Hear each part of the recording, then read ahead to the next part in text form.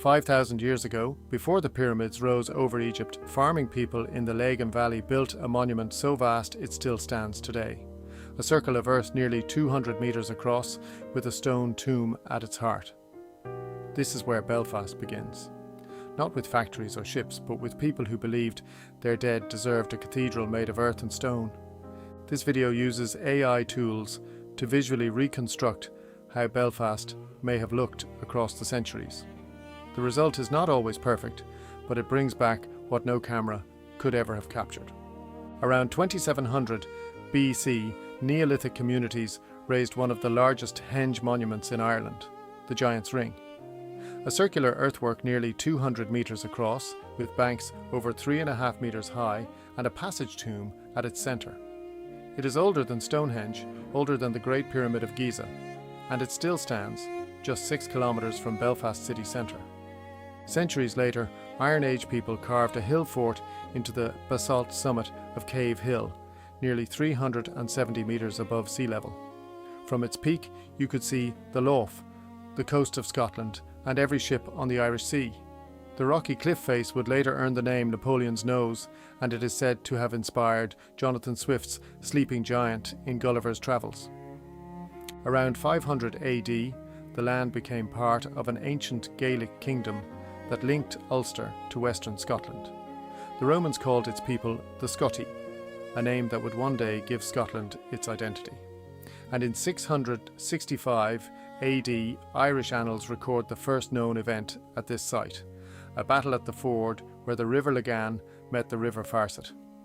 That tidal crossing where sand and gravel gathered between the currents gave Belfast its name. In Old Irish, the mouth of the Sandbank Ford. For centuries, Belfast remained what it had always been, a ford, a chapel, a handful of dwellings on a tidal crossing. Then in 1177, the Norman knight John de Courcy swept into Ulster after his victory at the Battle of Downpatrick. He seized the small village and ordered a castle built to guard the ford, while establishing his true stronghold at nearby Carrickfergus. That first Belfast castle stood roughly where Castle Place and High Street meet today. Over the following centuries it was attacked, burned and rebuilt by rival clans and English lords alike. The earliest mention of a chapel at the ford appears in church records from 1306, but Belfast itself remained insignificant, a minor outpost overshadowed by Carrickfergus, the real seat of English power in eastern Ulster.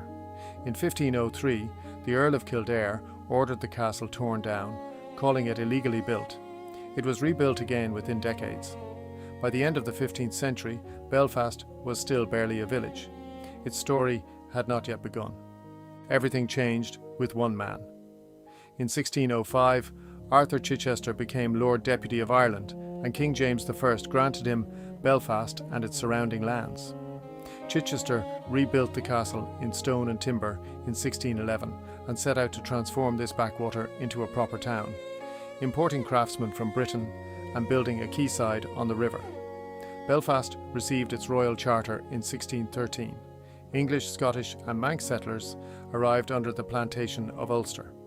The population grew to around 2,000 by 1685. The port began to thrive. Wool, hides, butter and salted meat were shipped to England and France. Wine and tobacco came back in return. Trade routes reached the American colonies. Then came a wave of refugees that would reshape Belfast forever. In 1685, French Protestants, the Huguenots, arrived fleeing persecution after King Louis XIV revoked their protections. They brought advanced techniques for weaving linen. Within a generation, Belfast had found its future, not in stone, but in thread. In 1690, William of Orange passed through Belfast on his way to the Battle of the Boyne. The castle Chichester had built would burn down in 1708 and never be rebuilt, but the town he created would never stop growing. In 1700, Belfast had barely 2,500 people. By 1800, it had 20,000. The engine of that growth was linen. In 1701, less than 200,000 yards of linen were exported from the port. By 1773, the figure had reached 17 million. The White Linen Hall, built in 1788 on the site where City Hall stands today, became the symbol of Belfast's rising wealth. But Belfast was not only a merchant town, it was becoming a city of radical ideas. Inspired by the American and French revolutions, a group of Presbyterian merchants gathered in a Belfast tavern in October 1791 and founded the Society of United Irishmen, demanding parliamentary reform and equal rights for Catholics, Protestants and dissenters alike. In 1795, the founders climbed to the summit of Cave Hill, the same hill where Iron Age people had built their fort, and swore an oath to free Ireland from British rule. The rebellion they launched in 1798 was crushed. Its leaders were executed or died in captivity. But Belfast had shown it would not be silent. After the Act of Union joined Ireland to Britain in 1800, Belfast entered a century of extraordinary transformation. The linen industry, once a cottage trade done by hand, was mechanised. By 1871, 78 spinning mills employed 43,000 workers. Belfast became the largest linen producer on earth, earning the nickname Linenopolis. The population exploded from 25,000 in 1808 to nearly 400,000 by 1911. Queen Victoria visited in 1849, city status was granted in 1888. City Hall rose over the old White Linen Hall. The Grand Opera House opened. And in 1861, on a strip of reclaimed land called Queen's Island, Edward Harland and Gustav Wolff founded the shipyard that would build the most famous vessel in history. By 1911, Belfast was the 9th largest city in the British Isles, and Harland and Wolff was the biggest shipyard in the world, employing 15,000 workers. Among the vessels taking shape on Queen's Island were 3 Olympic-class liners commissioned by the White Star Line. The most famous of them was launched on the 31st of May 1911, as roughly 100,000 people gathered along the River Lagan to watch. Her name was Titanic. Her chief designer, Thomas Andrews, had grown up in nearby Comer. He sailed on the maiden voyage to oversee every detail. When the ship struck an iceberg on the 14th of April 1912, Andrews helped passengers into lifeboats. He did not survive. None of the 9 Harland and Wolff men on board did. In 1921, Ireland was partitioned. 6 northern counties remained British, and Belfast became the capital of Northern Ireland. A new parliament was built at Stormont on the eastern edge of the city.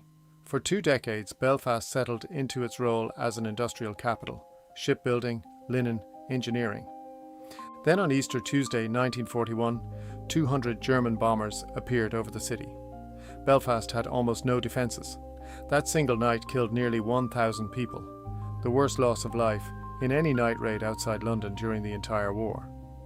Half the houses in the city were damaged. Over 100,000 people were left homeless.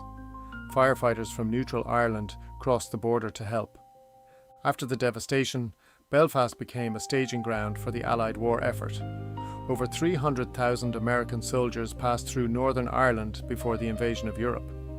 In the late 1960s, a civil rights movement emerged in Northern Ireland, demanding an end to discrimination in housing, employment and voting. Tensions escalated. The British Army was deployed on the streets of Belfast in 1969. What followed were 3 decades of conflict that claimed over 3,500 lives across Northern Ireland. Belfast bore the deepest scars. Neighbourhoods were divided by walls. Families were displaced. Industry declined. The city that had built the world's largest ships now struggled to hold itself together. On the 10th of April 1998, the Good Friday Agreement was signed. 71% of the population voted in favour. It was not the end of division, but it was the beginning of something new. In the years since the agreement, Belfast has rebuilt itself. The shipyard where Titanic was born became the Titanic Quarter, home to one of the most visited museums in Europe. The old linen warehouses became restaurants and galleries. The Cathedral Quarter filled with music.